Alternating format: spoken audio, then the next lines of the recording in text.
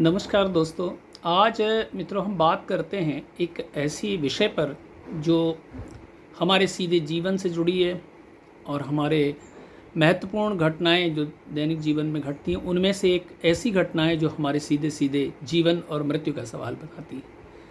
अक्सर हम देखते हैं कि हमें कहीं ना कहीं यात्राएं करनी पड़ती हैं, बहुत ज़रूरी भी होती हैं, और कई बार हम किसी पिकनिक या ऐसी सामान्य यात्राएं भी करते हैं। कई बार किसी मेडिकल ट्रीटमेंट के लिए या दूसरे किसी जॉब या अपने रिश्तेदारी इत्यादि के लिए हम लंबी लंबी यात्राओं पर जाते हैं, कभी तीर्थ यात्राओं पर जाते हैं।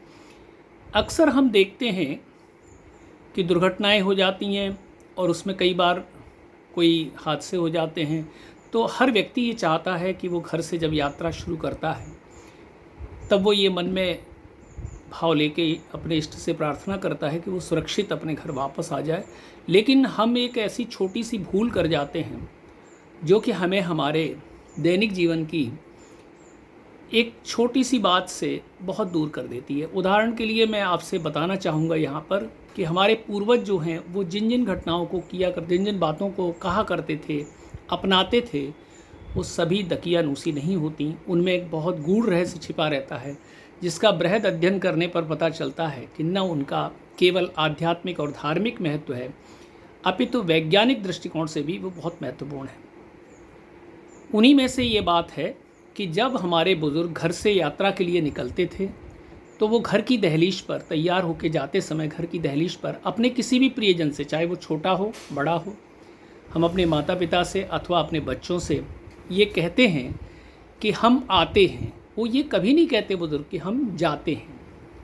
बस यही एक इसी में बहुत बड़ा रहस्य छिपा हुआ है कि जब भी हम अपने घर की दहलीज पर घर छोड़ते समय अपने किसी प्रियजन से ये प्रॉमिस करते हैं, ये वायदा करते हैं कि हम लौट के आते हैं, तब ईश्वर या हमारा जो इष्ट देव हैं वो हमारे इस कथन को सत्य ठहराने के लिए हमें सभी दुर्घटनाओं से बचा करके घर वापस लाते हैं। ठीक इसके विपरीत आजकल की नई पीढ़ी इसका महत्व न जान पाने के कारण हम टाटा बाय बाय अच्छा चलते हैं, ये अपशकुन जैसी बातें होती हैं और हमें ऐसा नहीं कहना चाहिए। अपितु ये कहना चाहिए ठीक है कि हम जा रहे हैं, लेकिन कहना यही चाहिए कि हम आते हैं। इसको ऐसी अनेक बातें हैं। उन्हीं में से आपने सुना होगा कि कोई भी बड़ा पुराना व्यापारी कभी ये नहीं कहता, चाहे हम दक्षिण से लेकर के उत्तर से दक्षिण तक पूरे भारतवर्ष में देखें, कि जब वो रात को दुकान बंद करते हैं तो बंद शब्द नहीं कहते, दुकान बढ़ा रहे हैं।